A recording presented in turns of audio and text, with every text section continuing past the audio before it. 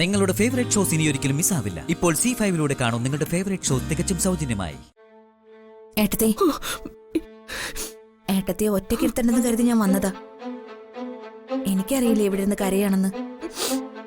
അല്ല, കവിതയെ പുറത്തൊന്നും കണ്ടില്ലല്ലോ. കവിതേച്ചി സദാ നേരവും മുറി അടച്ചിരിപ്പാ. ദക്ഷയുമായി അത്ര സുഖത്തിലല്ലെന്നാ തോന്നുന്നത്. അങ്ങോട്ട് പോയിട്ടേ ഇല്ല. അല്ല, കവിത തന്നെയല്ലേ ആദ്യം ഈ വിവാഹത്തിന് താല്പര്യം കാണിച്ചത്? ആ താല്പര്യമൊക്കെ കുറഞ്ഞു. അതിന് കാരണം ദക്ഷ മംഗലശ്ശേരിയുമായി കൂടുതൽ അടുക്കുന്നത് കവിതേച്ചിക്ക് ഇഷ്ടപ്പെടുന്നില്ല. ഇന്ന് എന്തൊക്കെ പരീക്ഷണ ദൈവമേ കാണേണ്ടി വരുന്നത്. ശ്രീദേവേട്ടത്തി അങ്ങനെ പറയുന്ന എന്താ കാരണം? നിശ്ചയിച്ച മുഹൂർത്തത്തിൽ വിവാഹം നടക്കില്ലേ? ശാസ്ത്രികളുടെ പ്രവചന ഞാൻ ഓർത്തത്. ശ്രീകുട്ടി ഇത്ര ആഴത്തിൽ സ്നേഹിക്കുമ്പോ എങ്ങനെ എന്റെ മോന് മറ്റൊരു പെണ്ണിന്റെ കഴുത്തിൽ താലി കെട്ടാൻ കഴിയും? ഇക്കാലം അത്രയും ഞാൻ വിശ്വസിച്ചത് അവൻ ശ്രീകുട്ടിയുടെ കഴുത്തിലാ താലി കെട്ടിയതെന്ന്. എനിക്കിപ്പോ ശാസ്ത്രികളിലുള്ള വിശ്വാസവും കുറഞ്ഞു തുടങ്ങി. സഞ്ജുവിന് അതിന് കഴിയില്ല കാവേരി. എന്ത് തന്നെയായാലും നമുക്ക് അവന്റെ വിവാഹം നടന്നു കണ്ടാ പോരെ? അല്ല, ആ പെൺകുട്ടി കതിർമണ്ഡപത്തിൽ വരുമെന്ന് എന്തർത്ഥത്തിലാ ശാസ്ത്രികൾ പറയുന്നത്?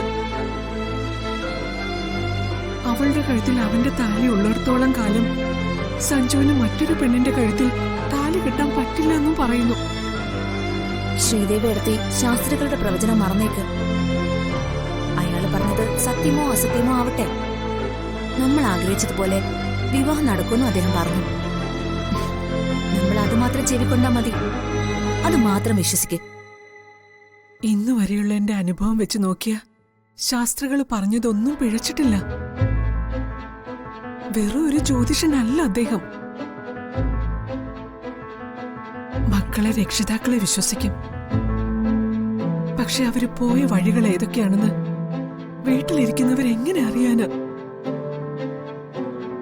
കുറെ കാലം പുറത്തുപോയി പഠിച്ചവനല്ലേ അവൻ. ആ കുട്ടി കടന്നു വന്ന പിന്നെ ഈ വിവാഹം നടക്കില്ല. ഞാനത് സമ്മതിക്കത്തുമില്ല.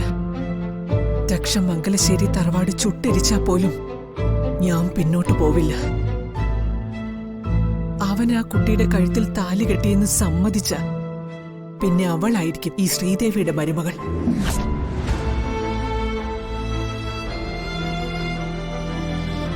അവളുടെ കഴുത്തിലെ താലിയായിരിക്കും എന്റെ മകന്റെ ജീവൻ കാക്കുന്നത്.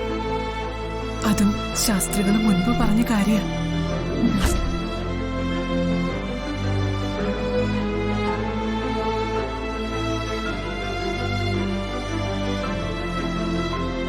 ഇങ്ങനൊരു കല്യാണം ഭൂമിയിൽ ഉണ്ടായി കാണില്ല.